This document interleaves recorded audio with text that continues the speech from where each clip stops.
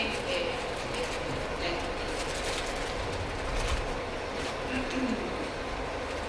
Bueno, la génesis en realidad ahora con el código nuevo se le incorpora, si bien ante los tribunales ya lo habían aceptado, no quedaba bien claro cuáles eran los requisitos para su procedencia, los plazos. Entonces cuando tuvimos la oportunidad de regularla, decidimos delimitarla para ver cuáles son, para delimitarla, para poder armarla bien, para que zanjar todos los errores y todas las discusiones que habían en la jurisprudencia. ¿Cuáles son los fundamentos de este recurso? De la jurisdicción efectiva, que corresponde, en realidad, darle un marco al diseño impugnativo que le brinda a las partes herramientas adecuadas para garantizar la defensa, la justa defensa del juicio. También el error judicial, como sabemos, los tribunales cada vez están más saturados, se pueden llegar a dar este tipo de errores, entonces es mejor tener una herramienta regulada para que se pueda subsanar todo este tipo de errores. Y también en la economía procesal, porque si bien ante este tipo de errores el único recurso que se podía interponer era el de la apelación, entonces para evitar que una instancia superior revisora se encargue de corregir este error, se le da la oportunidad que sea el mismo tribunal que con la resolución que la pueda corregir.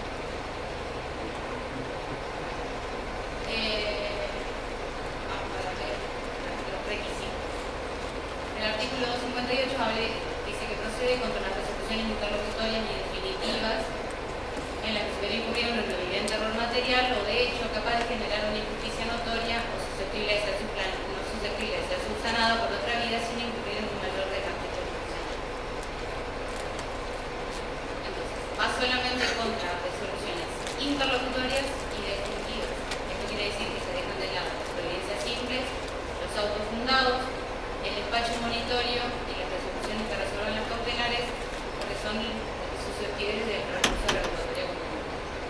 El código no especifica si las resoluciones son dictadas por el tribunal de primera instancia o de alzada, entonces al no especificarlo puede ser se puede interponer en cualquier instancia. Después habla del tipo de error. El error tiene que ser un error material o de hecho capaz de generar una injusticia notoria. El error tiene que ser evidente, grosero, trascendente.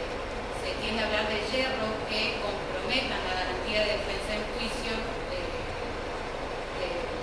la garantía de defensa en juicio que está prevista en la Constitución. Por ejemplo, un erróneo cómputo de plazos, al interponer recursos, al poner defensa, errores para completar los plazos de la producción de instancia, errores de redacción que no puedan ser susceptibles de recurso de declaratoria. Eso también hay que diferenciar entre la revocatoria in extremis y si bien se corrigen errores materiales, la resolución altera lo sustancial de la decisión. Y el código también habla dice que no puede ser susceptible, no es susceptible de ser subsanada por otra vía, sin incurrir en un mayor desgaste jurisdiccional. El tema de no ser subsanada por otra vía habla de que si va la aclaratoria o va la revocatoria o procede la apelación, en realidad es una vía de excepción, como bien su nombre lo dice, es in extremis, en extremo. Pero también deja la posibilidad de, sin incurrir, agrega el código sin incurrir en un mayor desgaste jurisdiccional. Es decir, en realidad en vez de interponer un recurso de apelación, quizá es mejor interponer un recurso de revocatoria in extremis, entonces eso hace que el expediente no tenga que subir a la Cámara y se siga con todo el desgaste que eso significa. En plazo, para ver si tomar, en el país están regulados, la revocatoria está regulada en Santiago del Estero, en Misiones, en San Luis y Corrientes.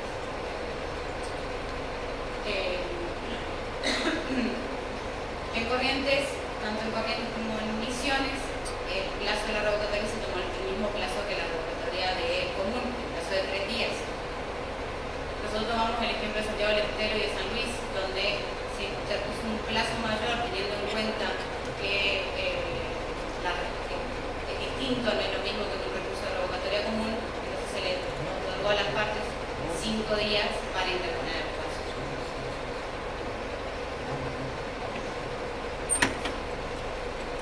Los efectos de la deducción. El código establece que la deducción del recurso suspende el plazo para la interposición de los demás recursos y en caso de admitirse tendrá un efecto interruptivo para las partes. Tanto en corrientes como en misiones, el código habla de la interrupción de los plazos, mientras que los dos restantes códigos, el de San Luis y el de Santiago del Estero, no prevé ningún efecto. En nuestro código es una redacción diferente al de todos, porque en realidad se prevén dos tipos de efectos. Si el recurso se hace lugar al recurso de revocatoria in extremis, se interrumpe el plazo, es decir, que el plazo anterior no cuenta. En cambio, si el recurso es rechazado, solamente suspendió el plazo. Así que tenerlo en cuenta porque el día de mañana por ahí podemos llegar a encontrar con algún que otro conflicto en ese sentido. Y por último, se agregó como la facultad del juez para poder, digamos, de oficio, si bien ya estaba previsto, pero se hizo una aclaración especial para que el mismo juez que haya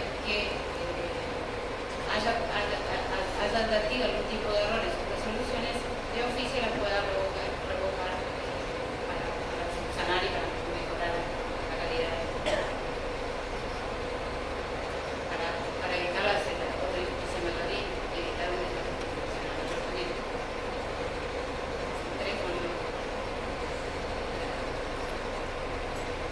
Y las cuotas también se habla de si lo que se prevé es que las cuotas, como es un cerro del tribunal, si se admite la revocatoria, se ponen en el orden causado. En cambio, si la revocatoria es desestimada, son a cargo del tribunal.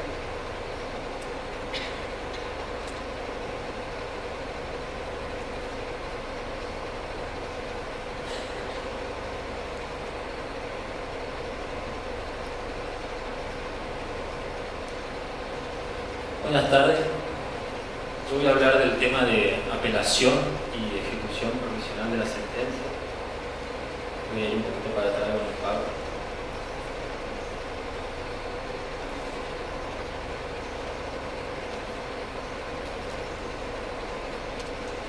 En el tema de recurso de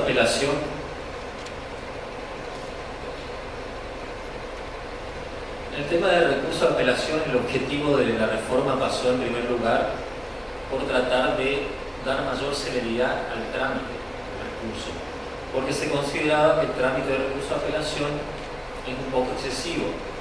¿Ustedes tienen idea aproximada de cuánto demora el trámite de un recurso de apelación en la actualidad? Desde que se interpone el recurso hasta que la Cámara resuelve. Seguramente tienen alguna idea, ¿no? Son personas de profesión, no son funcionarios, claro. Pues yo les voy a dar un dato más concreto que está fundado en las estadísticas que manejamos, que se estudiaron nosotros para ver esto. Desde que se interpone el recurso de apelación hasta que la Cámara resuelve, pasan no menos de 2 años y medio en promedio. Lo que quiere decir que en muchos casos son 3 años, 4 años y llegan hasta 5 años de un recurso. Del análisis estadístico que más o menos se hizo, se pudo concluir, digamos, de que la mayor demora no está en el trámite de la segunda instancia, sino al contrario, digamos, desde que se interpone el recurso hasta que se logra elevar, es decir, el trámite de la primera instancia. Las estadísticas de la Secretaría de Superintendencia del Superior Tribunal dicen, en un estudio que se hizo el año pasado, digamos, del tiempo de demora que tiene la Cámara de Apelaciones Civil y Comercial de Resistencia, que en un promedio de las 4 salas, desde que se radica el expediente hasta que se dicta la sentencia, pasan 125 días hábiles, lo que equivale aproximadamente a 5 meses, más o menos, ¿cierto? Obviamente que eso va a depender de acuerdo al tipo de expediente, al tipo de proceso que se trate, el tipo de resolución que haya sido impugnada y también un poco a la sala en la que se radica una sola sala son más rápidos que otros. Pero les decía, la mayor demora se verifica entonces en el trámite de la primera instancia.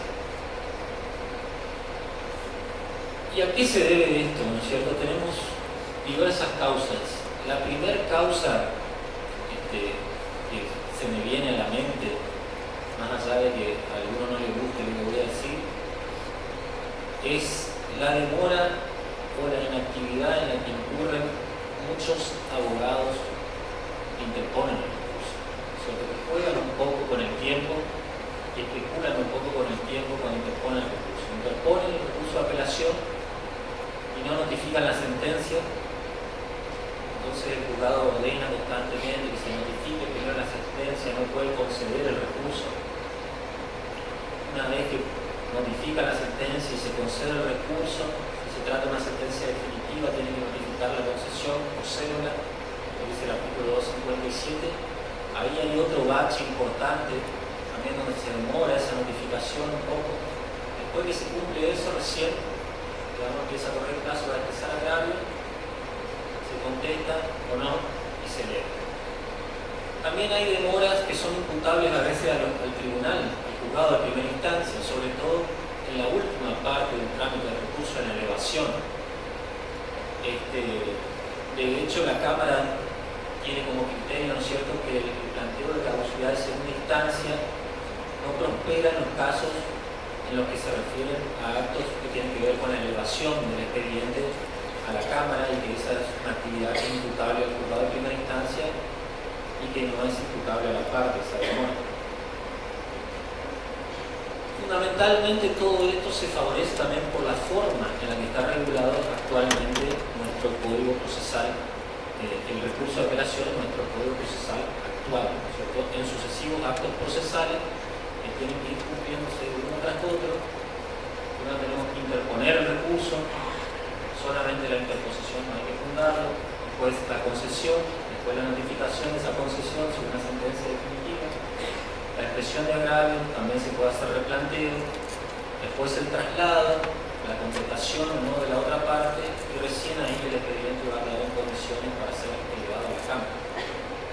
Y ni que hablar, como les decía, de si en ese transcurso de tiempo surge algún planteo de caducidad de segunda instancia, la demora se multiplica por 2, por lo menos, porque la Cámara tiene que resolver el planteo primero, devolver a primera instancia el recurso, el expediente, si el recurso no estaba sustanciado, sustanciar el recurso, devuelva, o sea, se multiplica por 2. ¿Cómo lo tenemos regulado ahora en nuestro nuevo código? En primer lugar, se establece la interposición fundada del recurso de apelación. Me atrevo a decir de que este tema fue el más debatido de todos los que tratamos en la Comisión de Reforma. ¿Y por qué? Fundamentalmente porque hay una enorme resistencia por parte de un sector de los abogados, no todos, que están acostumbrados a trabajar de esta manera, ¿no es cierto?, a tener tiempo, primero interponer el recurso y no tener que fundarlo en forma inmediata, sino poder disponer de mayor tiempo para estudiar el expediente un poco más y más adelante expresar agravios.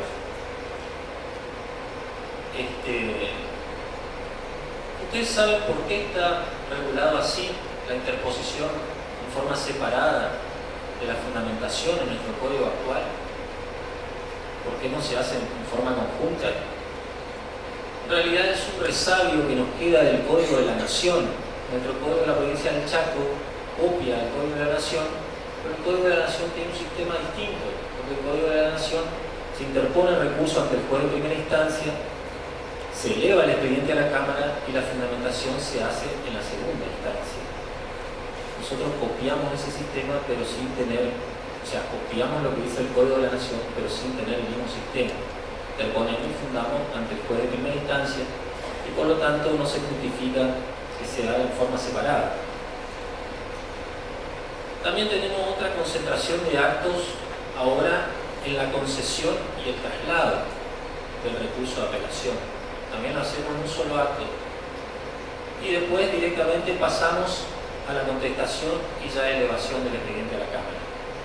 Entonces vean ustedes todo el tiempo que ganamos, ¿no es cierto? Un proceso un trámite de recurso de apelación que lo hacíamos en 6, 7 actos procesales distintos, ahora lo hacemos simplemente en 3 actos procesales y ya tenemos listo el expediente para elevar. Otra novedad muy importante es que prácticamente eliminamos a la caducidad de segunda instancia. Ustedes saben que la segunda instancia se abre con la concesión del recurso, es decir, que ahí empieza a correr la posibilidad de hacer planteo de caducidad y va más o menos hasta el traslado de la expresión de agravio, porque como les dije, la Cámara ya tiene como criterio sentado hace bastante tiempo que la etapa de elevación, que después del traslado de la expresión de agravio, ya es una actividad que le compete al juzgado de primera instancia de elevar el expediente. Entonces acá, como tenemos la concesión y el traslado en forma conjunta, prácticamente no existe más la caducidad de segunda instancia, aunque el código la sigue manteniendo en la parte de caducidad, ¿no es cierto? Dice caducidad primera y ulterior instancia. También eliminamos obviamente la notificación de la concesión del recurso, lo cual, sumado a las otras notificaciones en forma electrónica de la sentencia, ¿no es cierto?, nos aporta una gran celeridad para cumplir el trámite del recurso en forma mucho más rápida. El plazo del recurso. Nuestro nuevo artículo 268 establece que el plazo para interponer recurso de apelación contra sentencia definitiva en proceso sumario es de 15 días. En los demás casos, salvo disposición expresa, serán 5 días solamente. Es un plazo que también algunos abogados se quejaban, ¿no es cierto? Les parecía que no era suficiente, pero en realidad es un plazo muy razonable, sobre todo si tenemos en cuenta de que el recurso extraordinario se interpone y se funda en 10 días, y la fundamentación de un recurso extraordinario es mucho más técnica, mucho más compleja, ¿no es cierto?, que fundar un recurso de apelación. Y también hay otra modificación que es interesante y la verdad que muy buena, creo, que es que se unifica este plazo para interponer el recurso con todos los otros plazos de facultades que estaban asociadas a la composición de la apelación. Como son la contestación del traslado, bueno, eso era igual, ¿no es cierto?, en el código anterior, pero sí se verifican modificaciones en lo que tiene que ver con el momento o la oportunidad para hacer replanteo de pruebas, alegar hechos nuevos, presentar documentos anteriores o posteriores a la sentencia y exigir pruebas de declaración de parte ahora, ¿no es cierto?, sobre hechos que no fueron objeto de esa prueba en primera instancia, y también para fundar el recurso concedido con efecto diferido. Eso en nuestro actual artículo 258, vigente hasta agosto, se puede hacer dentro de los 5 primeros días para empezar agravios. Ahora tenemos que ese plazo, digamos, está unificado en 15 días. Otro reclamo muy importante de los abogados también era el préstamo del expediente para expresar agravios, y no estaba contemplado en nuestro artículo 127 de nuestro código actual. Y bueno, y ellos querían que este tema se incluya ahora en nuestra nueva ley procesal. No se lo incorporó dentro del artículo de préstamo expediente, sino que se lo hizo dentro de lo que es el artículo del contenido de la sentencia de primera instancia, el artículo 179, inciso 9, que establece que la sentencia también debe contener la comunicación a las partes de que el expediente se encuentra a disposición para su retiro por el plazo de hasta 3 días para cada una de ellas. En caso de proceso con partes múltiples, el juez establecerá el orden de retiro del expediente. Se trata de un préstamo que es imperativo para el juez, o sea, el juez lo establece sin que las partes se lo pidan. Ya cuando dicta la sentencia tiene que establecer esta comunicación de hasta 3 días, ¿cierto?, para que lo retiren las partes. Y también tiene que establecer un orden de retiro del expediente.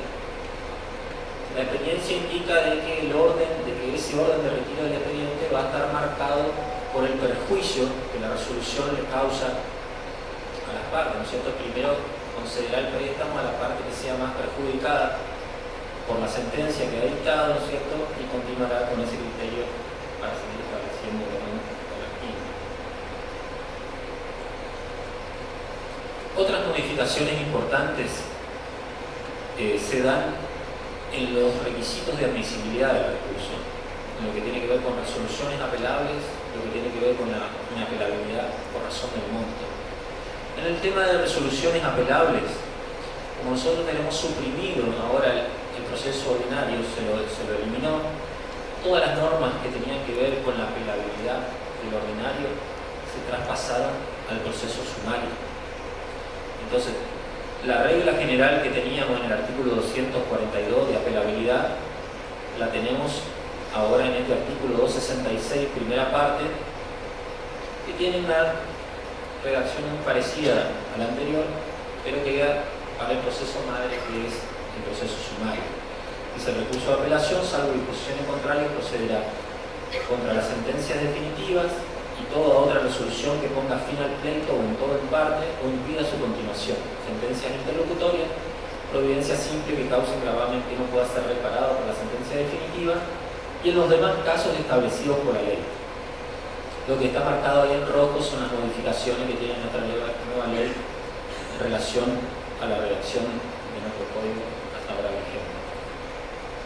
Igualmente, el código sigue manteniendo el sistema de contemplar un gran número de excepciones a la apelabilidad, o sea, marca, digamos, desparramada en todo el cuerpo del código un montón de supuestos de resoluciones inapelables. Básicamente se mantienen los mismos supuestos que tenía nuestro código anterior, pero se hacen algunos agregados. Yo lo anoté acá. Son los que están marcados ahí en rojo: medidas previas adoptadas por árbitros en el artículo 304. En el capítulo de prueba, en el artículo 366, se incorpora también las resoluciones sobre prueba previstas para ser dictadas por el juez en la audiencia preliminar, con excepción de las que desestimen hechos articulados, las resoluciones que se dicten en la audiencia de vista de causa, las resoluciones relativas a admisión o denegatoria de prueba, cualquier sea el momento procesal en que se dicten. En esta parte es un poco parecida a la redacción a nuestro actual artículo 357. La resolución que deniegue el pedido de dictar sentencia con las constancias de auto antes de señalar la audiencia preliminar, la que dispone de oficio a pedido de parte que se presenten los alegatos por escrito en el plazo de 5 días de concluida la vista de causa, también es inapelable. La que no admite el pedido de flexibilización del cumplimiento de la sentencia, también es inapelable. Lamentablemente, quedó en el proyecto de nuestro código vigente, ya no es un proyecto, este artículo 473, segunda parte, que era el que regía el tema de la apelabilidad, digamos, en el sumario anterior, que no era la regla general, y que dice: únicamente serán apelables a la resolución que rechaza de oficio la demanda, la que declara la cuestión de puro derecho, la que decide excepciones previas, providencias cautelares, resoluciones que pongan fin al juicio o impidan su continuación y la sentencia definitiva. Obviamente es una norma que va en contradicción con lo que les mencioné anteriormente, con el principio general de apelabilidad que tenemos ahora en el sumario, y que estaría bueno que sea eliminada, ¿no es cierto?, antes de que entre en vigencia nuestro nuevo código, para que todo el sistema guarde coherencia. Respecto del proceso sumarísimo, se mantiene el mismo régimen de apelabilidad que ya teníamos en nuestro código hasta ahora vigente. Se dice que solo serán apelables la sentencia definitiva y las providencias que decreten o denieguen de este cautor. Después pasamos al tema de la inapelabilidad por razón del monto. Todos estos temas, digamos, vinculados con el recurso de apelación, donde hay bastantes modificaciones, por ahí si alguno después tiene alguna duda, quiere hacer alguna pregunta, estaría bueno generar, digamos, un poco así un debate, y si es posible, yo estoy dispuesto a contestar. En el tema de inapelabilidad por razón del monto, hay modificaciones también interesantes. En primer lugar, se redujo el tema del salario mínimo vital y móvil que teníamos hasta ahora, se redujo a medio salario mínimo vital y móvil. Esta es una modificación que se introdujo medio que a último momento, y también en la que presionaron mucho los abogados que ejercen la profesión, ¿no es cierto?, porque esta norma no les gusta mucho, digamos, este tema de la inapelabilidad por razón del monto, pero lamentablemente el hecho de que se haya reducido tanto, ¿no es cierto?, este margen para la inoperabilidad hace prácticamente de que esta norma se haya tornado inoperante, inaplicable, porque en la realidad nadie apela por un valor que sea inferior a 4.030 pesos, que es actualmente medio salario mínimo vital y móvil. Se había hecho un trabajo interesante en la redacción, en la modificación de la redacción de esta norma para aclarar algunos aspectos, sobre todo relacionados al valor cuestionado, que generaban muchas dudas en un principio cuando entró en vigencia esta norma y que fueron siendo resueltas a través de la interpretación judicial. Ahora se aclaró que el valor cuestionado será determinado según cuál fuera el resultado del juicio, condena total, parcial o rechazo de la demanda, teniendo en cuenta el interés defendido en el recurso por la parte impugnante, sea el demandante o el demandado, y que dicho valor se determinará atendiendo exclusivamente al capital sin adicionar los accesorios. Se distingue entonces los casos de sentencias definitivas respecto de las interlocutorias. Se establece que en los casos de sentencia definitiva, cuando la demanda es rechazada totalmente, se presume que para la actora el monto cuestionado es el importe reclamado en la demanda. Cuando la demanda es acogida totalmente, se presume que para la demandada el monto cuestionado será el importe admitido en la sentencia, porque es lo que tiene el recurso.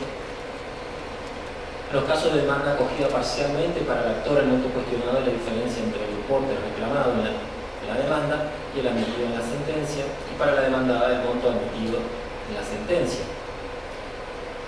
Cuando la apelación se circunscribe a rubros o aspectos particulares o accesorios, independientemente de si la demanda fue acogida total o parcialmente, se entiende de que el monto cuestionado se circunscribe solamente a esos aspectos. En las sentencias interlocutorias se entiende que el valor cuestionado es el debatido en las incidencias independientemente del monto discutido en el proceso. Respecto de las excepciones también que contiene esta norma y que están mencionadas al final de esta segunda parte del 266, que dice: esta disposición no será aplicable a los procesos de alimento y en los que se pretenda el desalojo de inmuebles o en aquellos donde se discuta aplicación de sanciones procesales y a los recursos deducidos contra las regulaciones de honorarios. Tenemos, mejor dicho, que nuestro actual artículo 242 establece respecto de las regulaciones de honorarios, dice además: cuando lo cuestionado fuere la base regulatoria y no se respeten los porcentajes mínimos o máximos. En la actual redacción del artículo 266 se eliminó esta última parte porque parecía que el Código Procesal establecía una carga de fundamentación para el apelante que no estaba prevista en la ley arancelaria. El artículo 31, 32 de la ley de aranceles establece que en todos los casos los recursos que son interpuestos contra regulaciones de honorarios son apelables y además que la fundamentación es facultativa. Y por eso había una contradicción, digamos, de normas, de la norma específica de la ley arancelaria respecto de la ley general, ¿no es cierto? Entonces se eliminó ahora esa última frase, con lo cual quedó aclarado que en todos los casos los honorarios son apelables sin importar su monto, atendiendo su naturaleza y carácter alimentario. También hay modificaciones muy importantes en lo que respecta con los efectos de la concesión del recurso. Nosotros en nuestro régimen que está vigente actualmente tenemos en el artículo 243 la regla general del efecto suspensivo. Se concede siempre el recurso en efecto suspensivo a menos que la ley disponga que lo sea en el efecto devolutivo. En nuestro nuevo código el tema varía sustancialmente, ya no es la regla general, podríamos decir, el efecto suspensivo, sino que este 243 se reemplaza por el artículo 272, que establece cuáles son las resoluciones que se conceden en ese efecto. La sentencia definitiva, la que pone fin al juicio, no impide su continuación; las resoluciones que desestimen nulidades fundadas en indefensión; la que desestimen oposición de defecto legal, falta de personería y falta de legitimación manifiesta, y dice que las restantes resoluciones van a ser concedidas en efecto no suspensivo, y que en caso de mediar duda razonable el recurso también se concederá en efecto no suspensivo. Es decir, se advierte que hay una importante tendencia hacia la flexibilización del efecto suspensivo y hacia permitir, ¿no es cierto?, la ejecución inmediata de las resoluciones judiciales a punto tal de que en caso de duda el efecto será no suspensivo. Se aclara también que se elimina la terminología de efecto devolutivo. Ya no se habla de efecto devolutivo, ni efecto concedido en ambos efectos, ni el solo efecto devolutivo, solamente hablamos de efecto suspensivo o no suspensivo, y también se mantiene el efecto diferido, ¿no es cierto?, que como ustedes saben no es un efecto, sino una postergación del trámite de recurso, ¿no?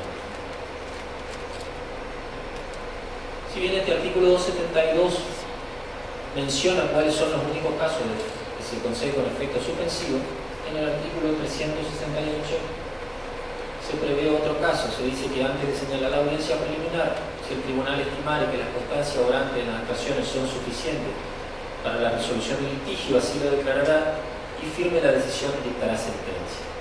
O si en cualquier etapa del proceso el juez, si el estado de la causa lo permite, a pedido de parte de oficio previo de ir a las partes, dictará sentencia sobre alguna de las pretensiones articuladas que puedan resolverse con las constancias.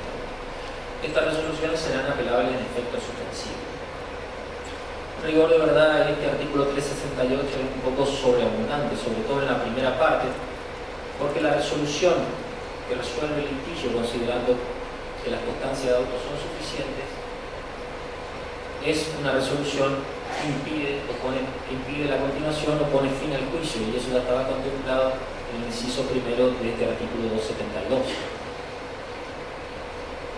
Después también el código pareciera incurrir en otra contradicción, ¿no es cierto?, porque se refiere a los casos o a los supuestos de efecto no suspensivo, cuando habíamos dicho de que por descarte todos los otros demás casos, según lo que dice el artículo 272, se consideraron efecto suspensivo, por lo cual no hacía falta detallar los supuestos.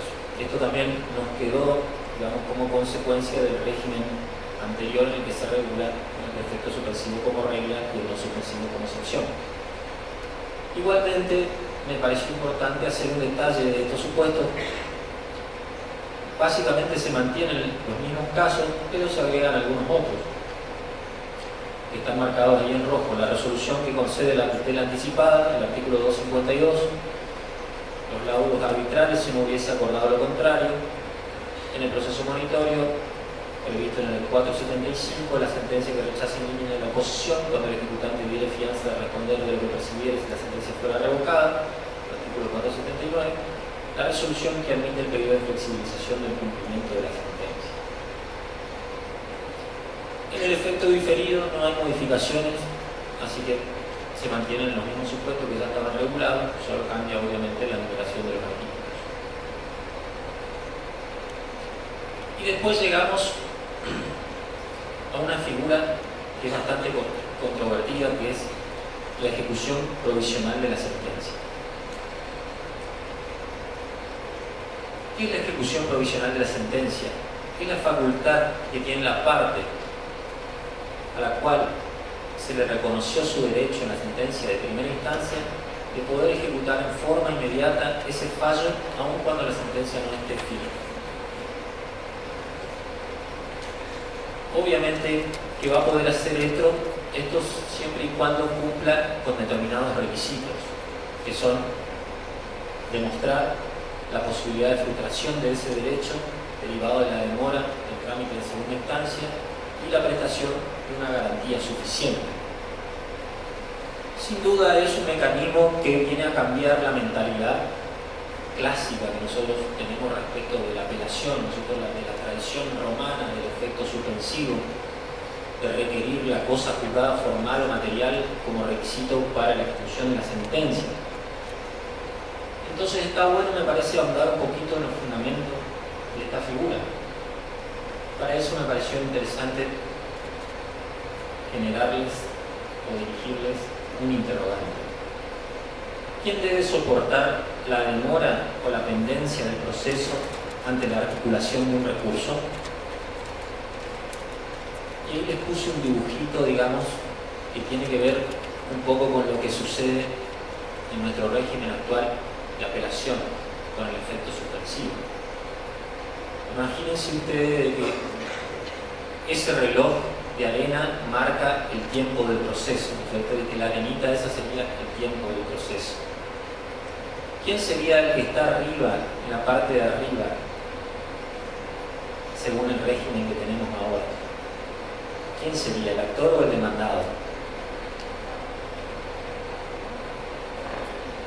El demandado, ¿no es cierto? Obviamente.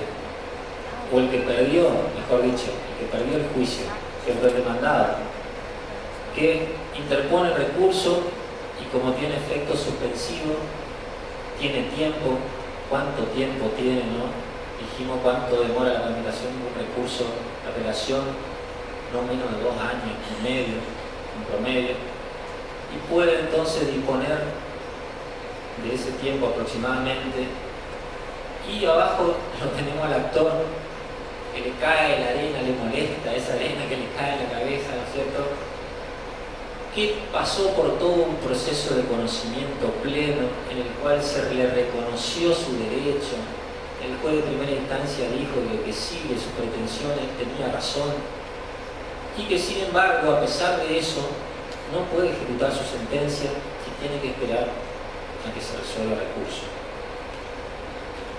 Lo que hacemos a través de este mecanismo, de esta figura de la ejecución provisional, justamente es reconocer la situación procesal del actor ganador en primera instancia, ¿no es cierto?, de que tiene su sentencia a favor reconocida, frente a la menor probabilidad de que esa situación se modifique, frente a la menor probabilidad de que ese recurso de apelación prospere. Y les digo esto fundado también en las estadísticas que se manejan en la Cámara de Apelación de Resistencia. Aproximadamente un 68-70% de los recursos de apelación que llegan a la Cámara son confirmados. Después tenemos un 15% de modificaciones parciales, o sea, de resoluciones que son revocadas parcialmente, y otro 15% aproximadamente de resoluciones que sí son revocadas totalmente o anuladas. Entonces no parece justo que el actor ganancioso, que la gran mayoría de ganadores a los que se les reconoce su derecho en primera y en segunda instancia, que alcanza un porcentaje del 70%, tengan que soportar la demora del proceso, ¿cierto?, en base a la simple probabilidad, que es mucho menor, de que esa situación se verifique. Otros fundamentos que tenemos están vinculados al plazo razonable de duración del proceso. La Corte Interamericana ya ha dicho en varias oportunidades de que la etapa de ejecución tiene que computarse también dentro de lo que es la duración integral del proceso para verificar si ese proceso se ha dictado en un plazo razonable o no. Y lo ha dicho en un fallo también que nos toca mucho a nosotros, Furlan y Familiares versus Argentina, en el año 2012.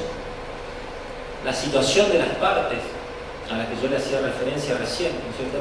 Si bien las partes están en una situación de igualdad al momento en el que inician el proceso, necesariamente una vez que se dicta la sentencia de primera instancia, obviamente esa situación ya no es de equivalencia y hay que reconocer, hay que privilegiar la situación de la parte que ganó en primera instancia. La necesidad de distribuir mejor la carga del tiempo en el proceso. Esta figura de la ejecución provisional viene también a cambiar ese criterio generalizado, esa mentalidad generalizada, ¿no es cierto?, que tenemos de que el actor es siempre el que tiene que soportar la demora del proceso, frente a cuál sea la defensa o recurso que plantee el demandado, lo cual obviamente puede tener un mero ánimo migratorio. Y finalmente, esta figura también responde a una decisión de política legislativa, ¿cierto?, a través de la cual se afianza el rol de la primera instancia, ¿no es cierto? Se reconoce a la primera instancia como plaza fuerte de la administración de justicia, otorgando, ¿no es cierto?, que sus sentencias puedan ser ejecutadas en forma inmediata. En todo el código nuevo procesal que tenemos se advierte, ¿no es cierto?, un mayor protagonismo del juez de primera instancia, y para eso se diseña un proceso más ágil, por audiencias, con gran oralidad y mediación, donde el juez tiene acceso directo a la prueba, tiene mejores elementos probatorios también para poder dictar una sentencia de mejor calidad. Y esto no es nada más entonces que el reconocimiento de todo ese protagonismo, el corolario, digamos, del reconocimiento de ese protagonismo que tiene ahora el juez de primera instancia y que se traslada a la revalorización de su sentencia. O sea, la sentencia de primera instancia ya no va a ser un paso más, digamos, en el proceso esperando que se apele y vaya a Cámara y se resuelva la Cámara, sino que está dotada de imperio de ejecución inmediata.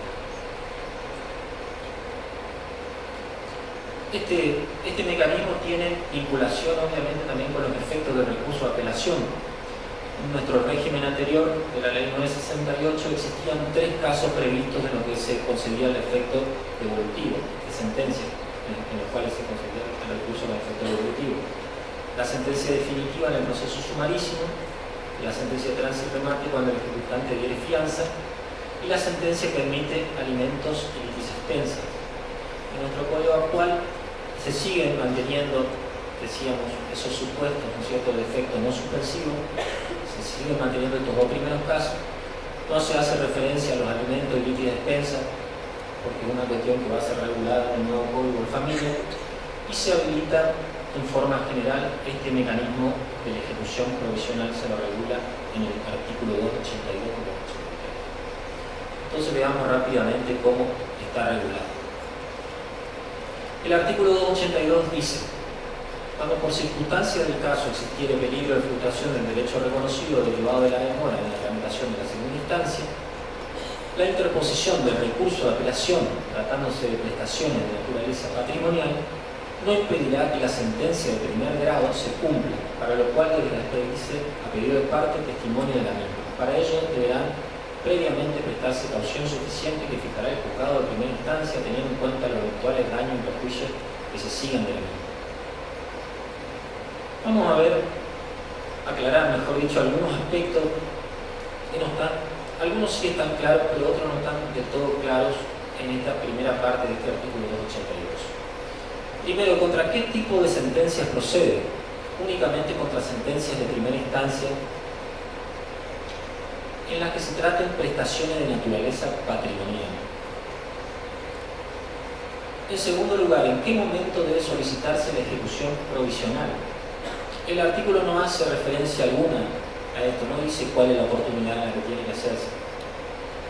Pero se puede, digamos, se puede concluir, teniendo en cuenta de que se trata de una sentencia que todavía no está firme, de que el plazo para solicitar la ejecución provisional es el mismo que se tiene para apelar, para interponer el recurso de apelación, o sea, los 15 días, ¿no es cierto? Y eso también surge un poco de la segunda parte del artículo, en la cual el ejecutado puede pedir la suspensión de la ejecución provisional, y que dice en esa segunda parte: al interponer el recurso o dentro del término para hacerlo, el recurrente podrá solicitar.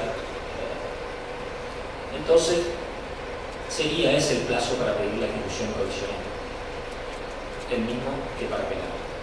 ¿Quién puede solicitar la ejecución provisional? Obviamente que el caso típico es el actor que ganó en primera instancia, pero también puede ser el reivindicante, el reconveniente, y también en caso de procesos, digamos, acumulados, aunque no haya una reconvención, ¿no es cierto?, pero que tengan protecciones conexas, el ganador en ese tipo de procesos, digamos, podría solicitar la ejecución provisional. El artículo también refiere a los requisitos, digamos, que tienen que ser valorados para conceder esta ejecución provisional.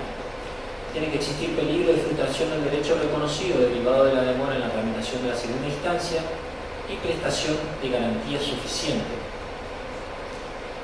Como se puede advertir, digamos, esta ejecución provisional tiene algún punto punto de contacto, digamos, con las medidas cautelares. No se exige obviamente la verosimilitud del derecho en los requisitos porque ya surge la evidencia del dictado de la sentencia de primera instancia, pero sí se exige el peligro de la demora y la prestación de garantía. Nada más que este peligro de la demora es un peligro específico, tiene que ser derivado de la demora en la tramitación de la segunda instancia. Podría ser alguna situación que surja, digamos, también durante el transcurso del expediente, ¿no es cierto?, y que se presente en esa oportunidad. Y después habla de prestación de garantía y dice solamente suficiente. En este caso la garantía suficiente va a tener que ser valorada por el juez de una forma muy cuidadosa, porque en esa garantía tiene que comprender varias cosas. Para el caso de que la sentencia sea revocada por la Cámara, va a tener que comprender, va a tener que cubrir los daños y perjuicios que puedan derivarse, va a tener que cubrir las costas judiciales, ¿no es cierto?, de la ejecución provisional que hubiera sido satisfecha por el ejecutado, y obviamente que va a tener que cubrir también lo que hubiera sido percibido en forma indebida por el ejecutante. El código también hace referencia a la facultad que tiene el ejecutado para solicitar la suspensión de la ejecución provisional. En la segunda parte del artículo 252 dice: al interponer el recurso dentro del término para hacerlo, el recurrente podrá solicitar que se suspenda la ejecución por existir graves motivos para ello, prestando garantía para responder de los perjuicios que a la parte contraria pudiera ocasionar la demora. Se establece en el artículo 283 lo que tiene que ver con las garantías, el monto y el momento en lo que lo establece el juez. Dice: la garantía y su monto serán fijados por el juez en la providencia que concede el recurso y disponga la suspensión de la ejecución o esta. Debe constituirse dentro del plazo de 10 días de notificado. De no hacerlo ni solicitar prórroga o denegada a esta, se dispondrá el cumplimiento de la sentencia. En la última parte dice: la caución, no aclara si es del ejecutante, yo lo puse entre paréntesis para que se entienda mejor lo que quiere decir la norma. La caución del ejecutante se cancelará si el recurso es rechazado, de lo contrario continuará vigente a fin de garantizar los mencionados perjuicios. El código tampoco hace referencia alguna a qué sucede en los casos en los que la sentencia de Cámara revoca en forma total o parcial la de primera instancia y cuáles son los efectos que se producen. A mí me pareció interesante mencionarlo, aunque sea para que ustedes tengan una idea más cabal de esta situación. Si la sentencia es confirmada, no tenemos ningún problema, ¿no es cierto?, de esa ejecución que era provisional, pasa a ser una ejecución definitiva. Pero obviamente este sistema tiene algunos riesgos y es justamente que la sentencia sea revocada. Si la sentencia es revocada, tendríamos que ver en qué grado, o sea, si es una revocación total o parcial y cuál era la prestación que establecía como condena. Si se trata de una condena a pagar una suma de dinero y la revocatoria es total, como les decía, la garantía tiene que cubrir los daños y perjuicios, las costas de la ejecución y también lo que se hubiera percibido en forma indebida. Todo eso va a tener que ser reintegrado al ejecutado. Si se trata de una revocatoria total, parcial en este caso, digamos, habría que ver cuál es el grado de confirmación que tiene la sentencia de primera instancia. Por ejemplo, si el juez de primera instancia había condenado a 100, el ejecutante había percibido 60, supongamos, y la sentencia de Cámara reduce la condena a 50, el ejecutante solamente tendría que devolver 10, ¿no es cierto?, teniendo en cuenta lo que confirmó la Cámara. Si se trata de una condena a la entrega de un bien determinado, obviamente que se impone, si es posible, la restitución de ese bien, más los frutos y los intereses. Si se trata de una condena a una obligación de hacer, si se puede, habría que destruir, se podría solicitar que se destruya lo que se hubiera hecho. En caso contrario, habría que indemnizar daños. Los daños y perjuicios, dice la última parte del artículo 283, se liquidarán por el procedimiento establecido en el artículo 101, que es el procedimiento sumarísimo. Para finalizar esta breve charla sobre apelación y ejecución provisional, me pareció interesante dejarles una breve reflexión sobre lo que es el tiempo en el proceso. Decía el maestro Eduardo Couture que el tiempo en el proceso es algo más que oro, es justicia. Quien dispone de él tiene en la mano la carta del triunfo. Quien especula con el tiempo para preparar su insolvencia, para desalentar a su adversario, para desinteresar a los jueces, gana en la ley del fraude lo que no podría ganar en la ley del debate.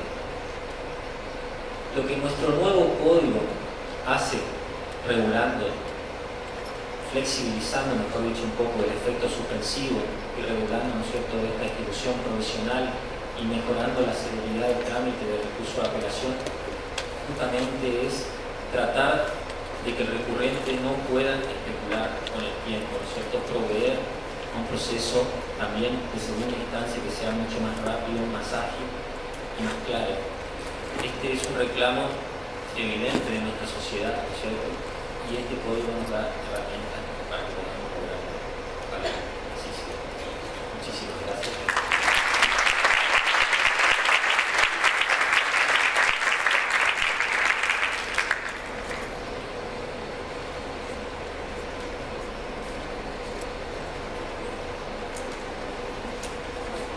No sé si alguien quiera.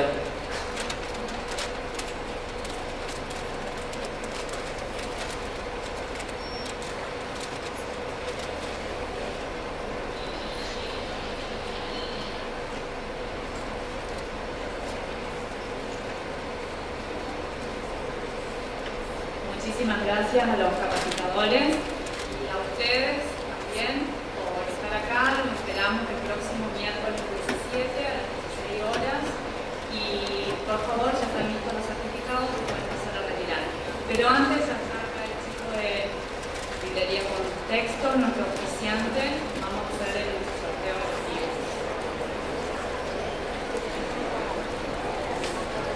Y por favor, antes de retirarse también se pueden entregarnos las encuestas. Elsa Alejandra Piedrabuena. ¿Está?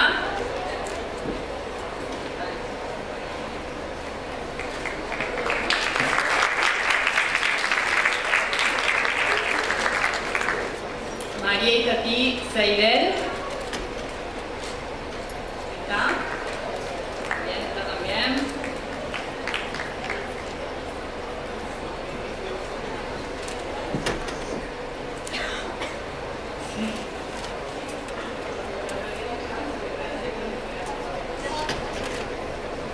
Sergio Moro.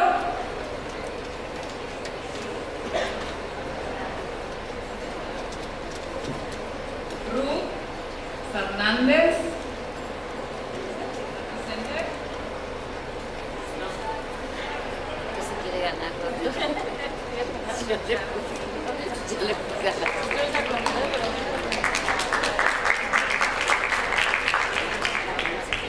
Y la última, Jacquelina Fabiola Romero. ¿Está? Sí, está. Bueno, muchísimas gracias a todos.